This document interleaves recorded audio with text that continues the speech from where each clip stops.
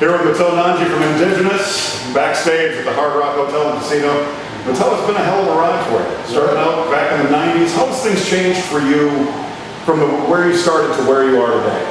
I feel like I've gotten, well, I know more, I guess, than I used to. Well, thank God for that. Yeah, I'm able to kind of, listen to, a lot more music, learn a lot more songs, and just learn a lot more stuff. So I feel like I've been able to kind of evolve that way, as a songwriter and, guitar player. Well, there's no doubt you've always been a badass guitar player. Now, the last couple of years, you've really, you've really been writing a lot. And we just came out again. Time is Coming just came out. It was hot on the heels of another album. You worked with Otis Taylor on his album. You did Three Skulls and the Truth. What do you owe all this creativity all of a sudden coming out?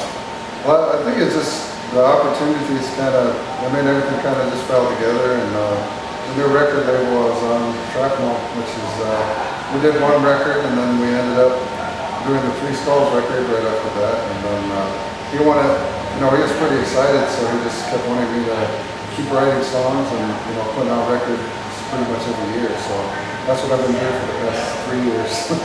So I'm assuming you've got songs already written for the next record, or working on it later on? Yeah, we got a few kind of ready to go, I think, already, so we'll see if, I'm not too sure if we're going to do it with this label or, move to the next and try something a little different, but we'll see what happens when we start moving it. Well, I know you're also getting ready to go back out on the Experience Hendrix tour. What's that been like for you? That's been awesome. I mean, ever since about 2004, I think it was, when we started touring on there as Indigenous. It might have been earlier, actually. They were doing a couple shows here and there, but they started doing kind of small tours, and then kind of kept going, probably about every year, and then adding different people playing, so it's just kind of built up to what it is now today.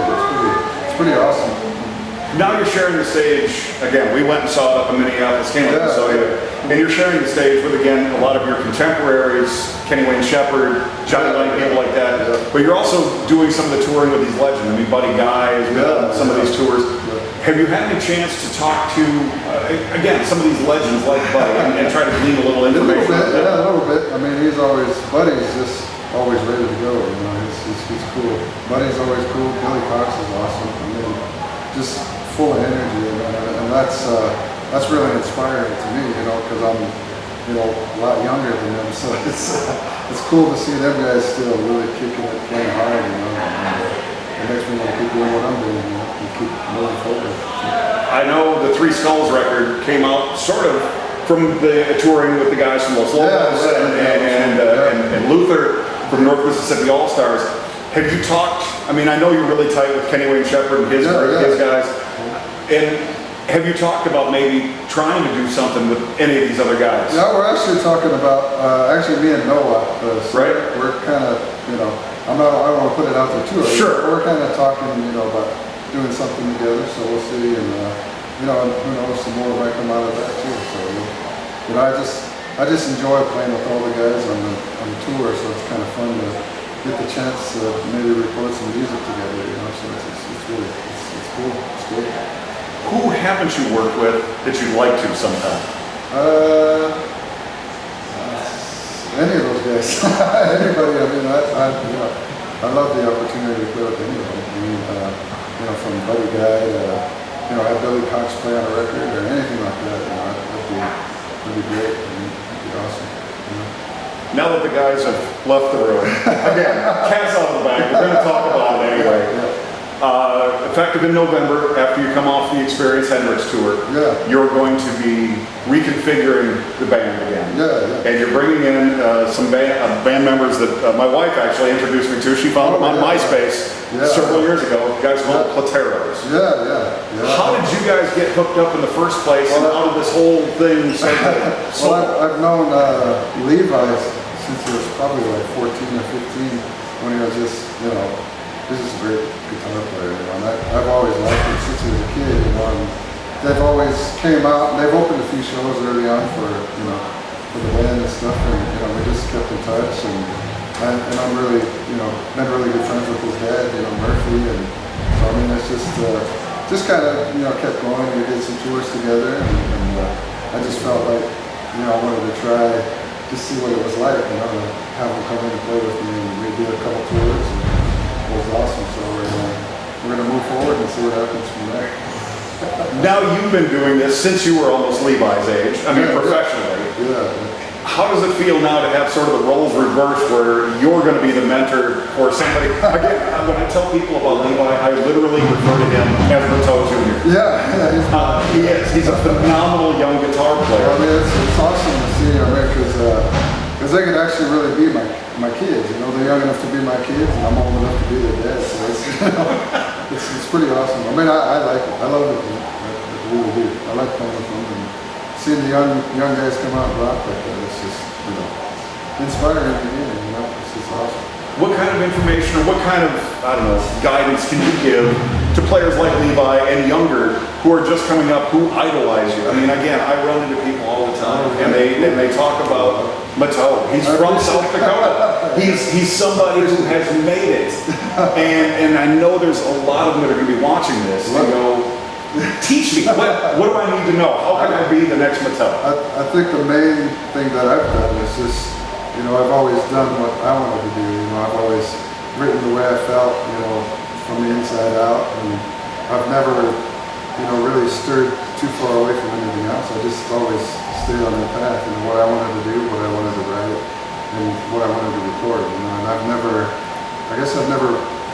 went any other way when somebody would come in and say, well, I think you should do this, you should do that, or do this or do that. I mean, I do work with people and producers and stuff, but it's different, when you're, I guess I would just say, just do what you feel and what's in your heart the most, I mean, that's what I try to do every time I go out and do it. Where do you see Indigenous 5 years from now? Well, we're still shooting to, break over to Europe and, around the world. We're slowly getting there, so hopefully we'll be able to do that down the road here soon. That's one of the things I want to do yet. We've been working on it every year. Once in a while we'll get out and do a couple shows and festivals and then come back, and then it'll be a little while. But I think we're slowly starting to get a buzz around the world. So that's probably the next step. If there is a goal or whatever it is. Well, you talk about Europe. You've done a few shows over there. Why? What's the difference? I mean, I talk to other artists and they say the European audiences, I don't know if they're more open-minded or they just love the blues more. I mean, what's your experience? I think they're just music fans. Over there. A lot more. It's a smaller, area, a lot less populated, but it seems like everybody's really into music. That's really cool. And then, like here in the States, you find the pockets, like across the whole country that probably would add up to how many fans are over in those countries. Right. So it's like we find really good pockets all over the country. We could play here and play there, and then have sold out show here and then go here, and there'll be 100 people. So it's like you never know. I guess right. Fans, and I guess it's mainly trying to get to the fans, to try and tell them who you are and trying to get your name out there to them a lot more and giving them an opportunity. And I think now with the internet being the way it is, there's a lot more opportunity for that too. And I think a lot more people have been exposed to my music and my band even more now than they have when I first started. So which is really cool. Gives it more room to breathe. Speaking of the internet, your wife Leah told me a secret that you're not a big internet fan. You go on for like some of the MMA stuff, and that's about it. Yeah. But it seems like the social media, and you talk about YouTube and whatnot, you almost find it a necessity for you to have to sort of force yourself to do it a little bit. Yeah. Well, I think nowadays everybody records on the internet anyway. It's pretty open, so that's pretty cool. At the same time, I still enjoy bringing CDs to the show and that's still there. I might die away later, but it's still there. sounds like your drummer wants to do a little bit of a sound check. I'm going to wrap this up. Mato Nanji Indigenous brand new record. The time is coming. Hopefully bring the boys back to our area. Once you guys get back on the Experience Hendrix tour, please come back and see us. You know, we'd love to see you here in Sioux City, at the Hard Rock, up in Sioux Falls. We'll definitely come back, I'm sure. Definitely. You want to see more interviews like this? Hit the little subscribe button above our heads. Mato, thank you so much. Thank you.